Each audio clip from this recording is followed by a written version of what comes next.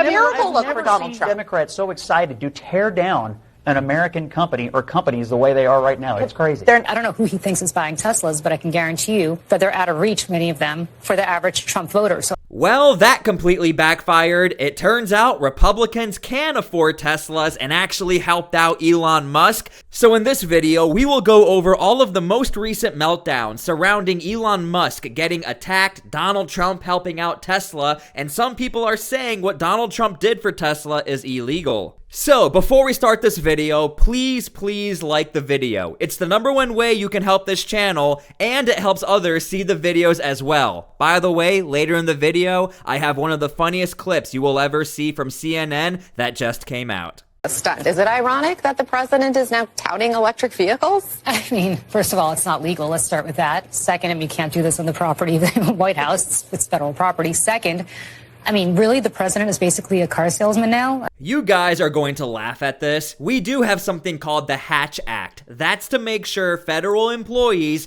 do not abuse their positions in which they could get some favors over in the private sector. You know, maybe like a senator trying to get some donations for their next campaign. The only issue is the Hatch Act does not apply to the president or the vice president. So everything Donald Trump did for Tesla and Elon Musk is completely illegal.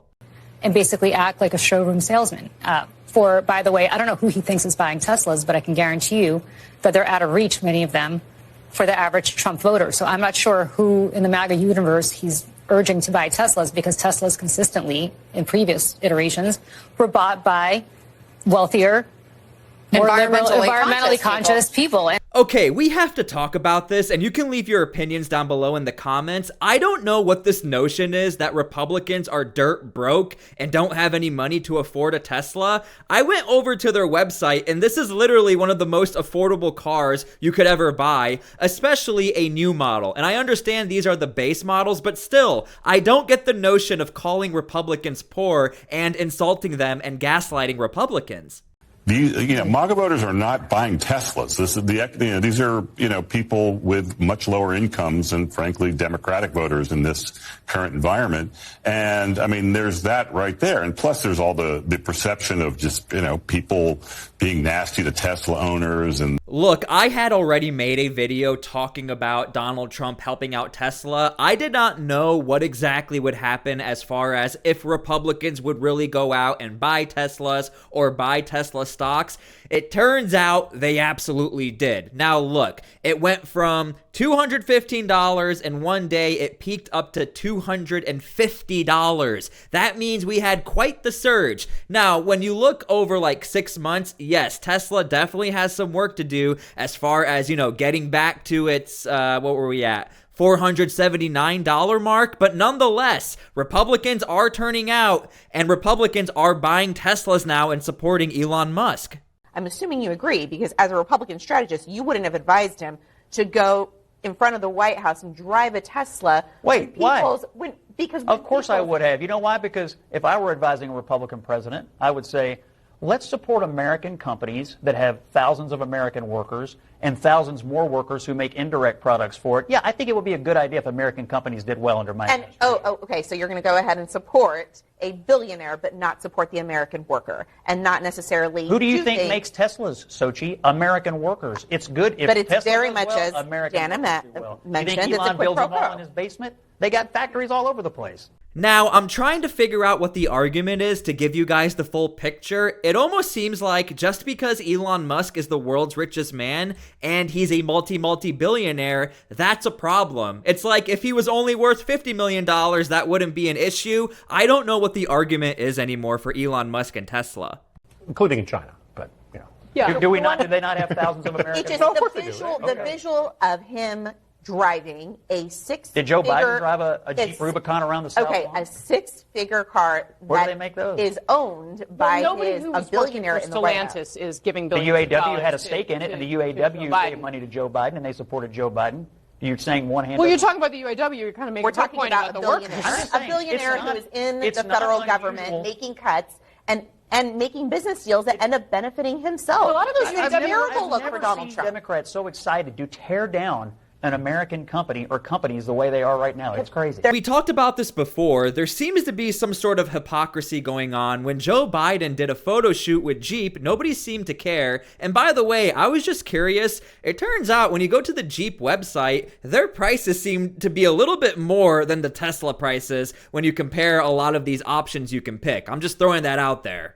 I mean, here's a quote from another automaker here in the U.S. telling NBC News, Tesla has benefited more from taxpayer money than any other car maker by far. Now the White House is marketing Tesla vehicles. What's next? Okay, so this is a serious problem. Not the quote itself. Who actually gave the quote? All it says is major automaker to NBC News. It could be Ford, it could be Chevy, it could be Dodge, it could be anyone, it could be fake. We have no idea because all it says is major automaker. I really think this is why we are seeing so much support for Tesla, because we are seeing reports from the left-leaning media with quotes from a major automaker, especially in an industry where all of the major automakers in America get some sort of help or protection from the United States. It's a very weird segment for them to play on TV. So just to be clear, you protest a private company, you are labeled by this administration a domestic terrorist.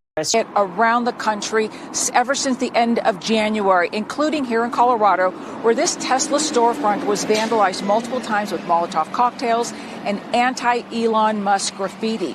Now, there's one thing a lot of people have missed while talking about this story. We have had quite the switch in what a Tesla is all about. Because look, we all know this. Tesla was for the tech guy. It was for people who are into the environment. And now all of a sudden we have the blue-collar worker Republican who's all into Teslas.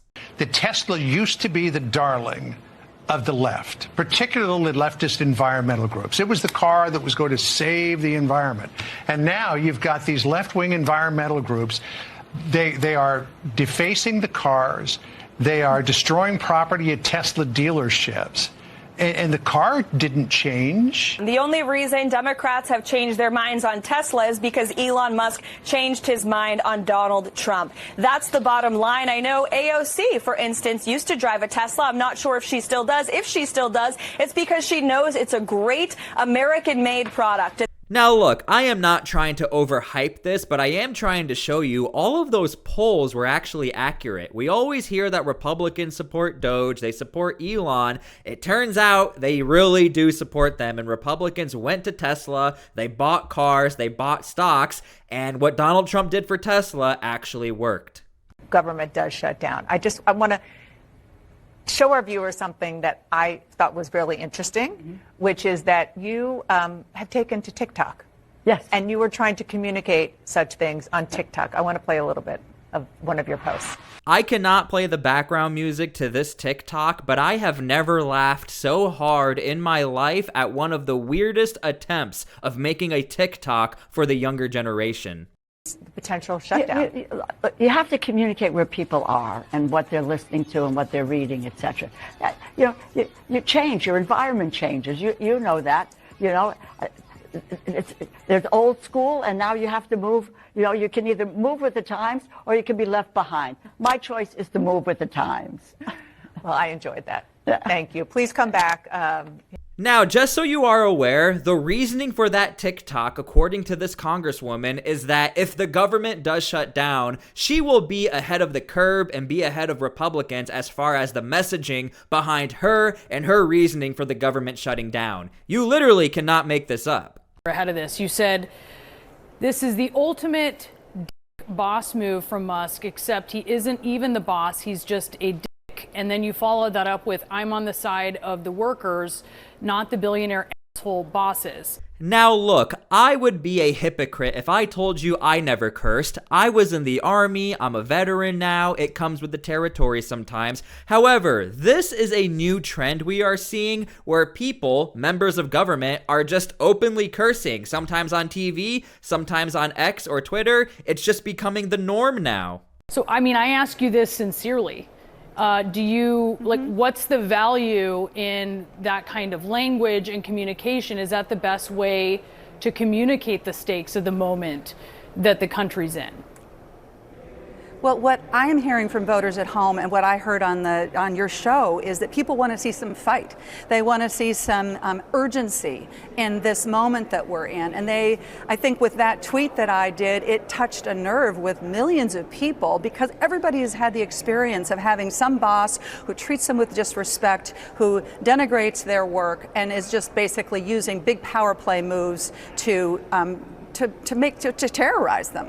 Okay, we need to stop here real quick. Please leave your comments down below because I can already hear some of you guys getting so annoyed at this response. First things first, I want to give some credit to this CNN news anchor for totally pressing this Democrat and saying, why are you writing this? What are you doing? The fact that a CNN news anchor is actually calling out this Democrat. I mean, how much more telling is that? The fact that a CNN news anchor is calling you out to your face for your actions on X is everything we need to know. Right now, the Democratic Party is in really big trouble, considering the government might shut down very soon and Democrats have to figure out who to blame, and we know Democrats won't blame themselves, so we're seeing a lot of finger pointing. We'll actually get to that later in the video, but again, the rest of this response is quite interesting.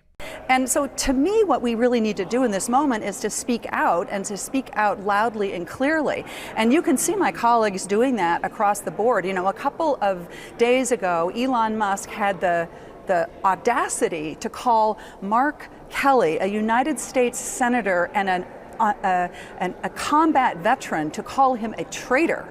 That wasn't a four-letter word that he used, what Elon Musk said to him, and it got a lot of attention. I mean, isn't there a way to mirror what your constituents, the outrage they're feeling, maybe even in a bigger way than using like the limited vocabulary of curse words? Because there's a lot. I mean, how much more telling is it that we are seeing a CNN news anchor lecture a member of government to not use four-letter words when you are calling out Republicans for, you know, fear-mongering and raging Democrats? You're doing the exact same thing you are calling out Republicans for. Anyway, I actually really enjoyed this clip from this CNN news anchor. I never thought we'd see the day, but look, the Democratic Party right now is in really big trouble. Funding the government should be a bipartisan effort.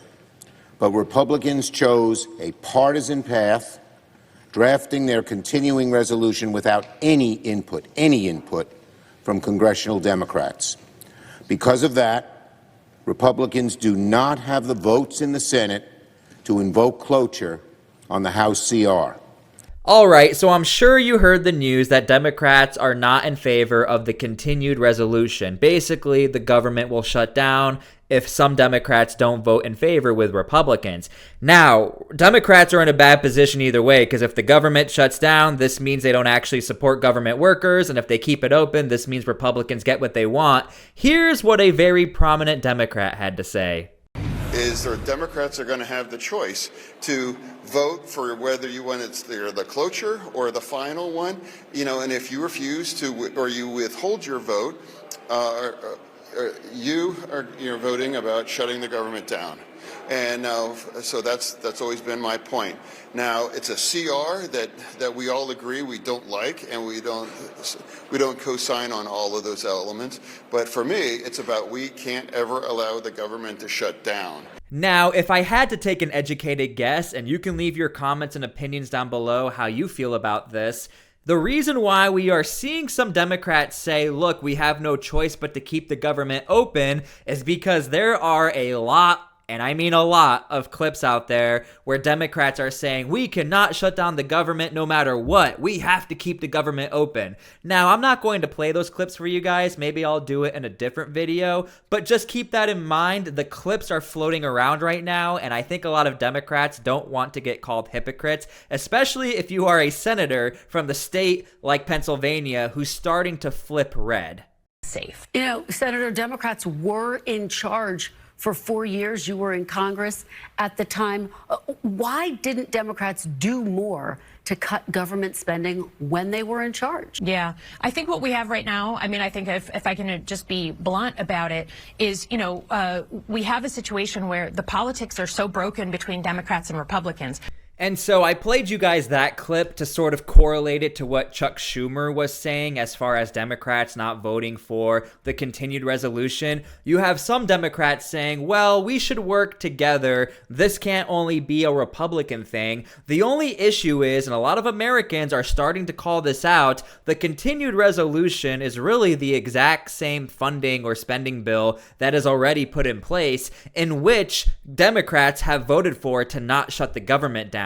So as you can see, some people are putting the blame on Democrats, some people are putting the blame on Republicans. We're getting a lot of different narratives here. What's known as a continuing resolution. It's basically a clean government funding bill. What does that mean? It means it just freezes current funding. So it adds no new spending, it creates no new programs, it doesn't have any new slush funds. It just says we're going to continue current spending while we work on a budget plan for next year, and that's when you can implement all of the new reforms. In Washington, it has never happened before, never, that a government was shut down over a clean government funding bill. This never happened before.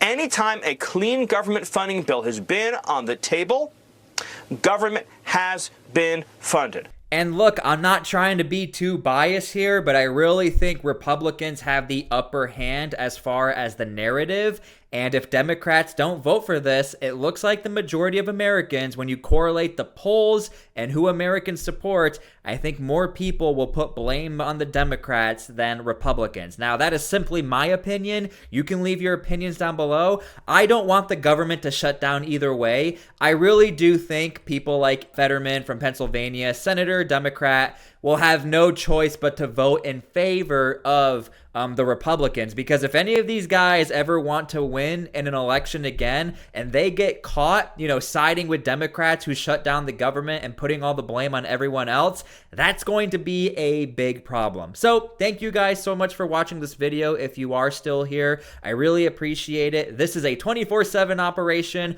We have a lot more work to do. Thank you so much, and God bless. We'll see you guys later.